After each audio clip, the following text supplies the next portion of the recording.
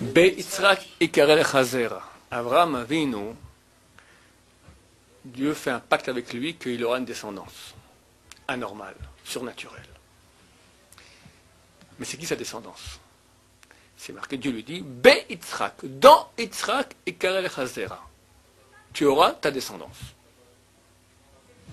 C'est-à-dire que Abraham, il a deux fils, Ishmaël, plus encore les autres frères, fils de Ketura, et Yitzhak. Déjà, il dit, dans Yitzhak, tu élimines déjà Ishmaël et tout le reste. Maintenant, Yitzhak, il a deux enfants, Esav et Yaakov. Alors, on ne dit pas tout Yitzhak, dans Yitzhak. Dans et pas tout. Donc, Esav, il est out. C'est marqué que celui qui fait marqué dans traité Nedarim, celui qui fait un vœu qu'il n'a aucun profit de la descendance de Avraham Avinu. Est-ce qu'il peut profiter d'un descendant d'Esav? Est-ce qu'il peut profiter d'un descendant d'Ishmaël? Réponse oui.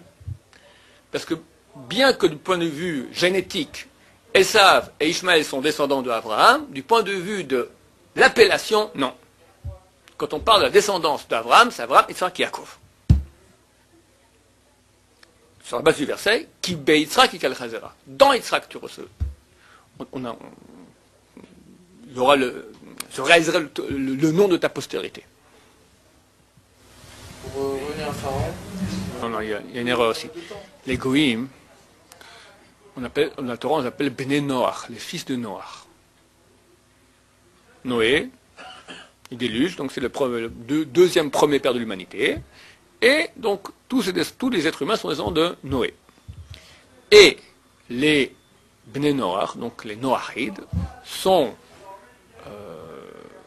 obligés par la Torah, l'obligation de pratiquer les 7 lois noachides, dont interdiction de faire l'idolâtrie, interdiction sexuelle.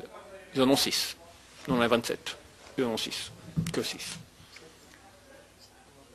Non, il y a 7 lois noachides, mais il y a 6 interdictions. La deuxième, c'est interdiction de relations sexuelles interdites. Quelles sont sexuelles interdites? Il y en a 6. Tuer, pas le droit de tuer. Pas le droit de voler. Blasphémer, obligation de mettre des batédinim, des institutions de tribunal, des tribunaux, institutions juridiques, pas manger à verbelachai, un membre qui a été coupé d'un animal qui est vivant, et ça c'est un problème aujourd'hui parce que très souvent, dans les abattoirs, alors l'animal est encore vivant et il coupe déjà des parties de cet animal-là, et c'est pas valable, donc c'est interdit pour les goïms. Et qu'est-ce qu'on a encore? Le 7e.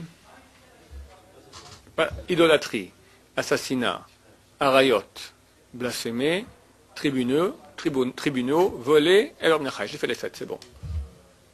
Ils ont d'autres interdictions qui ne sont pas dans les 7, mais ils en ont. Ça veut dire qu'en Pharaon il a fait Tchouva, toute la vente qu'il a fait, se sont transformés en mérite. Je ne sais pas si toute la vérote. Il a fait tchouva, une certaine tchouva. Je ne sais pas s'il a fait une tchouva totale, le grand sadique de... Je ne sais pas. C'est marqué qu'à Ninive, lorsque Jonas vient maintenant pour avertir les Niniviens que dans 40 jours, s'ils ne font pas tchouva, ils ne se repentissent pas, alors Dieu va dire Ninive. Donc ils ont fait tchouva. C'est marqué Mina Gazel Sharbeyadam, du vol qu'ils avaient dans les mains. Chazal dit ce qu'ils avaient dans la main, dans la poche, ils ont rendu. Mais ce qu'ils avaient à la maison, dans le coffre, ils n'ont pas rendu. Donc, il a volé $10 000, il avait $100 encore dans la poche du larcin d'aujourd'hui, ça il a rendu. Je fais tchouva. Les 9 900 qu'il avait encore là, il n'a pas rendu. C'était néanmoins suffisant pour que Dieu décide de ne pas détruire la ville. Alors, c'est pas forcément une tchouva complète, une petite tchouva. Que Pharaon reconnaisse, Machem, qui est grand comme toi parmi les dieux, c'est énorme pour Pharaon. Il n'y avait pas de loi avant Noach? Avant Noach. Avant Noach, le premier homme a reçu les lois. Les 7 lois noachides on les apprend. Tu veux que je te dise de quel verset? Il y a un verset. D'où on apprend, c'est Torah Sheba'al Peh, c'est des drachot, c'est-à-dire le sens allégorique. On prend un mot et on fait une analogie avec un autre mot dans la Torah et on apprend comme ça cette loi noachide. Néanmoins, c'est l'ordre, le premier ordre en fait que Dieu donne à l'humanité au premier homme. Vaïtzav Hashem Elokim ala Adam. Et ordonna l'Éternel tout-puissant à l'homme les morts, en lui disant Mikol et Sagan Achol Tochel. De tous les arbres du jardin, tu mangeras. Ce verset, il y a tout là-dedans. Vaetzav. Vaetzav, il a ordonné. Ça, c'est les ordonnances. Que tu aies des ordonnances. C'est les tribunaux, c'est tout le système juridique. Il amène un verset pour montrer cela. Hachem. Dieu, interdiction de blasphémer. Comme c'est marqué, Nokem Shem Hachem, Motumat. Celui qui bénira, entre guillemets, Dieu, sera tué. Elohim, Zavodat Kochavim, idolâtrie. Comme il est marqué, Lo Yelecha Elohim Acherim, tu n'auras pas d'autre Dieu. Allah Adam, il ordonna l'homme. Zeshechut Damim, c'est l'assassinat. Car on a un verset, Shofer Dam Adam Ba Adam. Celui qui verse le sang de l'homme par l'homme. Donc il a le même mot Ha-Adam. Il a c'est pas une analogie. Il a ordonné l'homme et celui qui tue l'homme. Donc on fait une analogie d'assassinat. Les morts lui disant, Zegilo Erayot, c'est interdiction sexuelle. Pourquoi lui disant? On a un verset dans Jérémie, les morts hen ishach ish et ishto valcham ito.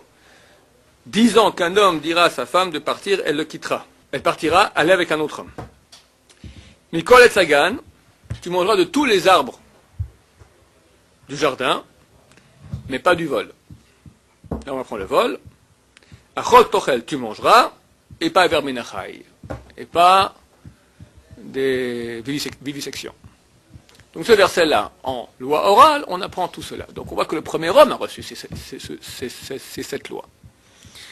Et il connaissait toute la Torah, mais la pratiquait en tant que technique facultative de rapprochement de Dieu.